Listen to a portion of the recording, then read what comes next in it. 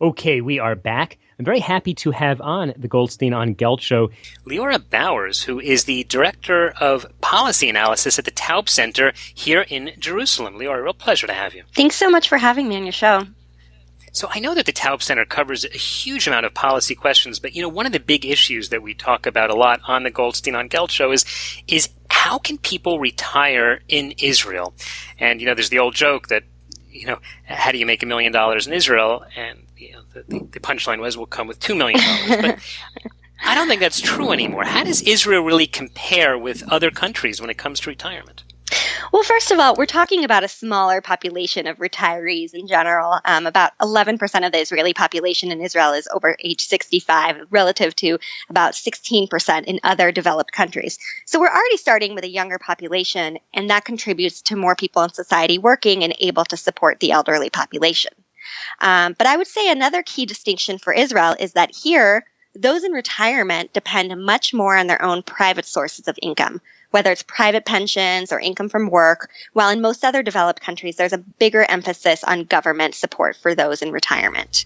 Is that because these people have saved more during their working years? So the story is that Israel has a strong history of private employment-based pensions with coverage rates that are long among the highest in the OECD. The Histadrut Labor Federation first established employment-based pensions in the 1940s, and these became very commonplace across the market. So about half of the Israeli elderly population in 2011 received income from these private pensions. So I see. So people who, simply because of the regulations in Israel, they were kind of forced, for better in many cases, to have an employment-based pension, are now actually relying on that. And you're saying that's more than in other countries. Absolutely. And for many years, it wasn't forced. It was just what was done here. It was just the practice in Israel was very common. In 2008, it actually became an order that all employees have to have contributions both from the employer and themselves to a pension plan. And the idea here from the government in mandating this is basically that a generation from now, all Israelis who are part of the labor market will have a notable stream of pension income. Was this just a way basically for the government to take some of the burden off itself and put it on to individuals?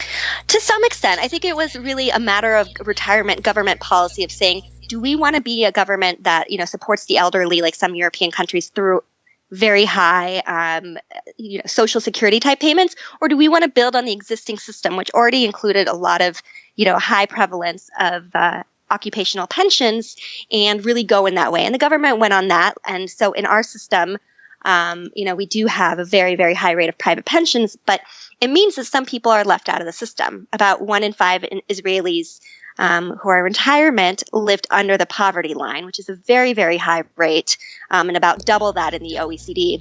And it's not all populations. It's really, you see households that are headed by Arab Israelis, women, and those who immigrated from the former Soviet Union at an older age, who, for various reasons have much lower pensions than their counterparts, either because they were in and out of the labor market, they didn't have jobs that provided for pensions, or in the case of Russian immigrants, they didn't have many years of labor market experience in Israel. So we have a dual market here. We have those who have pensions, those among the elderly, many years of pension savings, and those who just do not have those. And those who don't have private work pension savings don't benefit from a large Social Security or national insurance. In fact, what I see is that bituach leumi, the national insurance here, is actually relatively low. People may get 1,000, 2,000 shekels a month, which is not enough to live on, whereas a lot of Americans may get $2,000 a month from Social Security, which for many people is enough to live on. Yeah, absolutely. Only about a third of the income for the elderly in Israel comes from the government, which is a very low rate. And you're talking about the old age allowances and income support, any other type of support. We might be looking at numbers close to 60, 70, 80% in other European countries. So people here really are relying on their own private pension system, and that's the way government policy has evolved, especially in the last 7 or 8 years. We're talking with Liora Bowers, who's the Director of Policy Analysis at the Taub Center here in Jerusalem, and she's been talking to us about retirement savings. Liora, one of the big issues, certainly we've seen in the United States, is that healthcare is a real problem for people who are retired because A, they may have pre-existing conditions, B, they just may not have a plan, C, a lot of times their healthcare was based on the work where they were actually working. How does it work for people who are living in Israel, who are retired? What can they expect in terms of healthcare? So the good news and the relief for a lot of Americans coming here is that the healthcare system here is universal and it's fairly effective. In fact, Israel has one of the highest life expectancies in the world at 81 years, about 3 years more than the OECD average. And in general, anybody is covered under one of the 4 health funds, and the system really covers the cost of most serious health issues that anyone should encounter. There has been, in recent years, a large increase in the share of Israelis purchasing private insurance or supplementary insurance in addition to the universal coverage provided by the government. And that's certainly an issue because this is incentivizing more doctors to spend more time in the private system and detracting resources, especially doctors and other healthcare professionals from the public system. But that being said, it's a very, very different experience than being in the U.S. You do have everybody has coverage here, and the most serious conditions are covered, and there's no issue of pre-existing conditions or any sort of rating system for who is eligible for healthcare and at what cost. So why are people buying the private insurance? I think to some extent, there's a feeling for the commercial insurance, it's being offered by more and more employers, and it's kind of a benefit. It's seen as another way to incentivize employees, and the trend has been that employers are really offering that. In terms of supplementary insurance, which is offered by the health funds, it's relatively inexpensive for an average Israeli.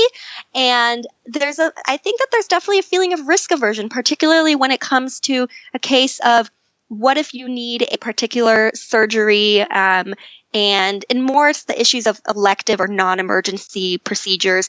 How long is it going to take you to get that surgery? How long are you going to have to wait? And that concern about, waiting times, particularly in the hospital system, and the risk aversion among Israelis is leading to this trend of increased rates of private coverage. So do you think this is reasonable? Reasonable? It would seem to me, we've certainly heard stories when people talk about the British or the Canadian healthcare system where people had to wait a year to get a surgery they need. And, I lived in Israel a long time, and, certainly sometimes things do take a pretty long time. Although I have to say, in my 20-plus years living in Israel, almost all of my interactions with the healthcare system have been pretty good. I've been pretty impressed. But do you think that there really is a need for people to get this sort of extra healthcare coverage? And also, what about nursing care coverage, which a lot of elderly people may benefit from? Mm-hmm. Yeah. Well, I think it's an individual choice in terms of risk and how one feels. When it comes to the most serious issues, the most urgent emergency issues, I have no doubt personally that the healthcare system in Israel will be there and will cover people. If you want to be able to choose your doctor, if you want to be able to go, have an appointment sooner for some sort of elective or non-emergency procedure, if you want to feel like you have a broader range of services and resources available for you, then certainly the supplementary and perhaps private insurance options are an option for you. And in terms of nursing care, this is an area where Israel does not have a very well-developed system. In many other countries, nursing care is part of the overall healthcare system, and here it is not. So Israelis really need to have either their own nursing insurance or some sort of a plan for aging, and the government does provide some support and some assistance in nursing for lower income individuals. Got it. Liora, this is fascinating, and I see you have a great depth of knowledge about retirement and pensions and healthcare. Unfortunately, we're nearing the end of our time, but tell me, what does the Taub Center really do? What's it all about? Yeah, so what we're here for is to really be a leading social policy think tank, which is trusted from the left to the right of the political spectrum, to provide independent and unbiased research on the burning social and economic issues affecting Israel today.